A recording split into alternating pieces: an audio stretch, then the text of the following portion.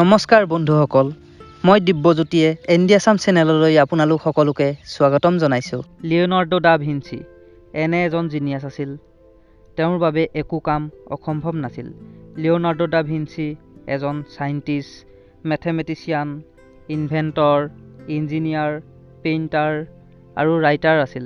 তেওঁৰ anatomy, geology, astronomy, botany, history আদিৰো জ্ঞান আছিল।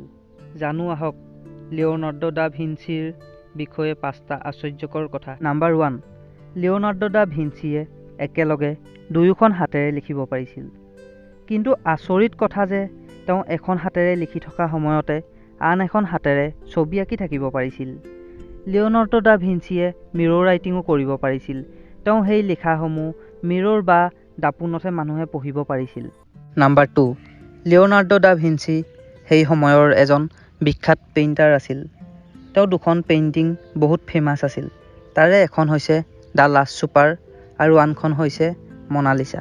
নাম্বাৰ 3, বিশ্বাস কৰিবলৈ টান যদিও 16শ শতিকাতে লিঅ'নাৰ্ডো দা ভিঞ্চিয়ে বহুতো আৱিষ্কাৰ কৰিছিল। তেওঁ পাৰাচুট, হেলিকপ্টাৰ, এৰোপ্লেন আদিৰ ডিজাইন 16শ শতিকাতে বনাইছিল। কণ্টেক্ট লেন্সৰ আইডিয়াও সৰ্বপ্ৰথম লিঅ'নাৰ্ডো দা ভিঞ্চিয়ে দিছিল।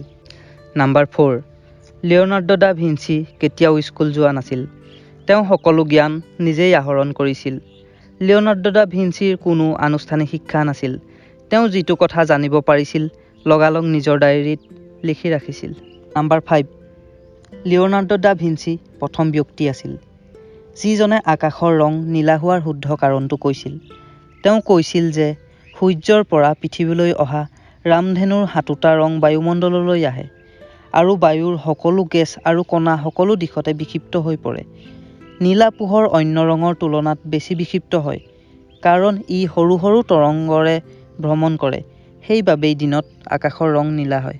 আমাৰ ভিডিঅ'টো যদি ইনফৰ্মেটিভ লাগিল, ভিডিঅ'টো লাইক কৰি আমাক উৎসাহিত কৰিব আৰু ভৱিষ্যতে এনে ইনফৰ্মেটিভ ভিডিঅ' পাই থাকিবলৈ চেনেলটো ছাবস্ক্ৰাইব কৰি কাষত থকা বেল আইকনটো প্ৰেছ কৰিব।